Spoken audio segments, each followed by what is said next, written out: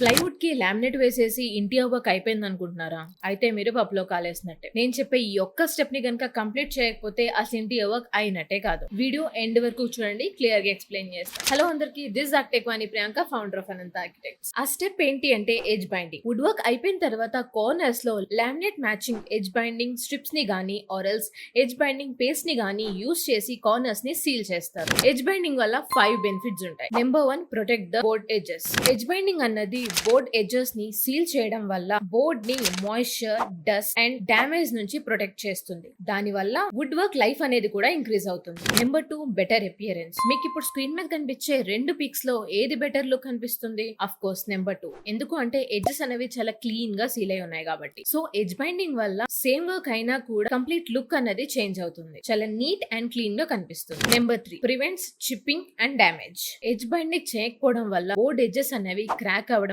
ఆర్ఎల్స్ ఏమైనా తగిలినా ఈజీగా పీల్ అయ్యే ఛాన్సెస్ ఉంటాయి. సో ఎడ్జ్ బైండింగ్ అన్నది ఎడ్జెస్ ని స్ట్రాంగ్ గా అండ్ అలానే ఎక్కువ కాలం ఉండేలా చేస్తుంది. Number 4, safety. బోర్డ్ ఎడ్జెస్ అన్నవి రఫ్ అండ్ షార్ప్ గా ఉండడం వల్ల చిన్న పిల్లలు గానీ ఆర్ మనం గానీ దాని పక్కనే తాక్కుంటూ వెళ్తే ఈజీగా కట్ అయ్యే ఛాన్సెస్ ఉంటాయి. సో ఎడ్జ్ బైండింగ్ అన్నది కార్నర్స్ నీట్ అండ్ క్లీన్ గా సీల్ చేయడం వల్ల ఎటువంటి ప్రాబ్లం ఉండదు. Number 5, improves moisture resistant. Edge binding అన్నది ఎడ్జెస్ నుంచి వాటర్ ని అబ్జర్వ్ చేసుకుంటుంది. సో దాని వల్ల BWP ఆర్ లామినేట్ స్వెల్ అవ్వడం ఆర్ఎల్స్ బెండ్ అవ్వడం లాంటివి జరగదు. సో ఇంటీరియర్స్ చేయించుకునే వాళ్ళు ఈ ఎడ్జ్ బైండింగ్ అనే స్టెప్ ని అస్సలు మిస్ చేయకండి. అడిగి మరీ చేయించుకోండి మీ ఇంటీరియర్ డిజైనర్ ఆర్ ఆర్కిటెక్ట్ నుంచి. Thanks for watching. See you in the next video.